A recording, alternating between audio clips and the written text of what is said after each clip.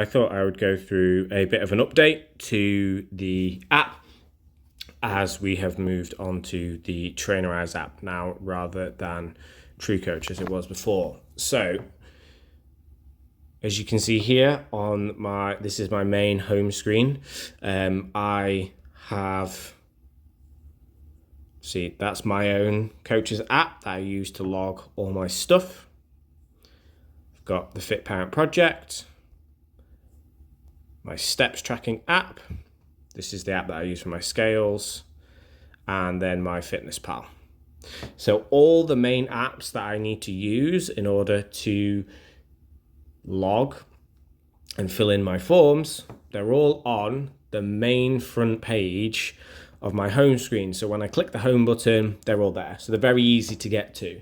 So the first thing that I would do is on your phone, make sure that you have MyFitnessPal, whatever you're using to track your steps. And if you're on Android, the Fit Parent Project app. If you're on Apple, you have to download Trainerize, but I think the branding gets pulled through after that. Make sure they're in your main front screen and in a folder all by themselves. So after that, we're going to tap on the app. It brings up the loading screen. And this is you being able to see things from my point of view. Whereas what I want to do is log in as one of you guys.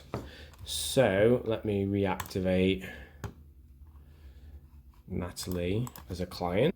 Okay, so I've reactivated Natalie as a client and I can now open up the app like you guys will see it.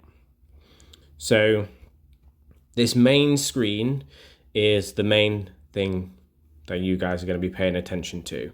So when you have stuff programmed, it'll appear here on your calendar of what is scheduled in for the day. So when we talk over in your onboarding call, what days you're going to train, when to do your check-ins, everything you need to get done on that day is right there.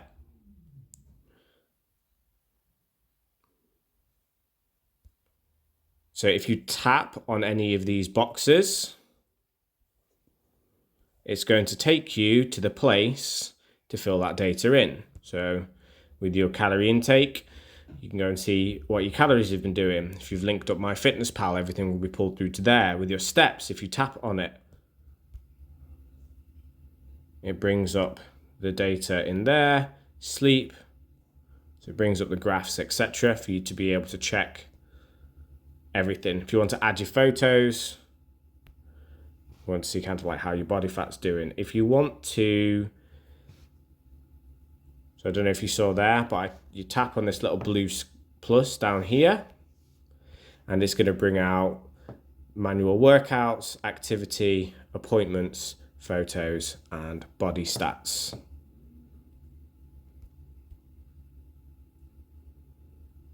Okay, so because Natalie doesn't have anything in here, these are just all the default ones.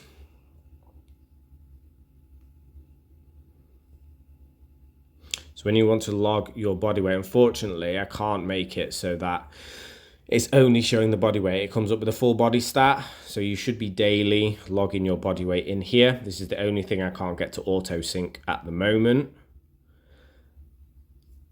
If you have a pedometer, so if you've got a Fitbit, or a Garmin, we can link those up so it'll automatically pull that data through there. Depending on how you're tracking your food, your calorie intake will be pulled through there.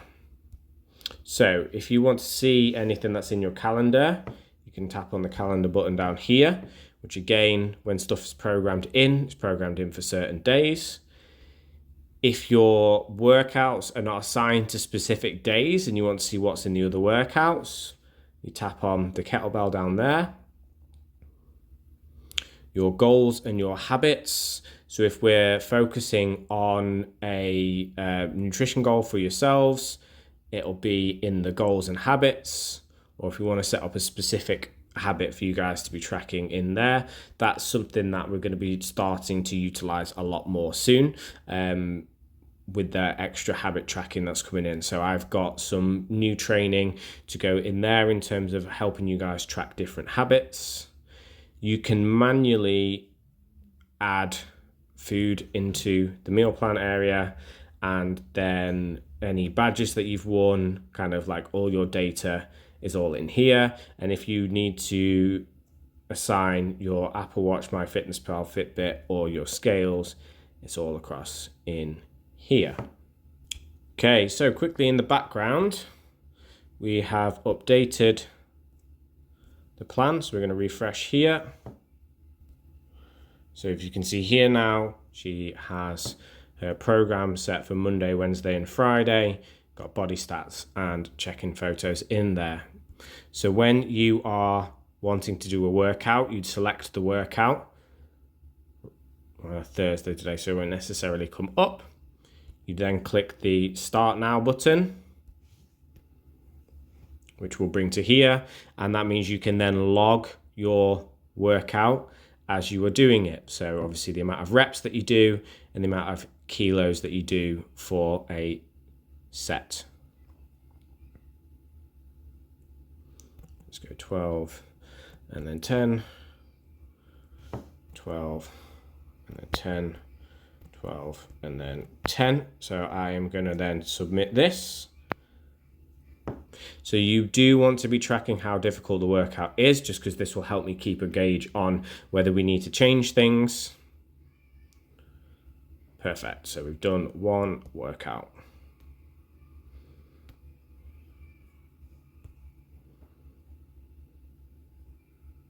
So that's full body 1.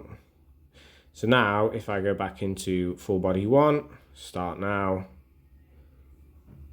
on these 3 dots here,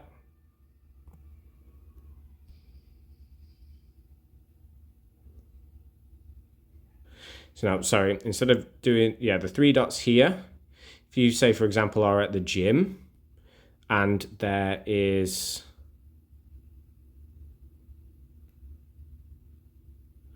somebody using the machine that you want and you want to substitute, you click on substitute. It's then going to bring up a load of different exercises that work the same muscle groups in a similar way. So obviously the nearest the top is going to be, why is it done dumbbell seated shoulder press?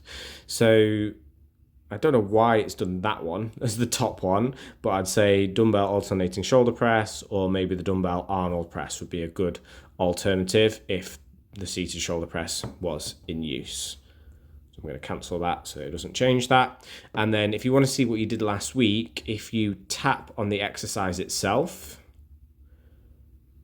personal best to beat, it brings up what you did last week or your personal best ever. So it means that you can be checking up on what you did previously and trying to either do more reps or more weight than you did the previous week. So I hope that explains everything about utilizing the app. If you have any questions, just send me a message across on Messenger or on WhatsApp.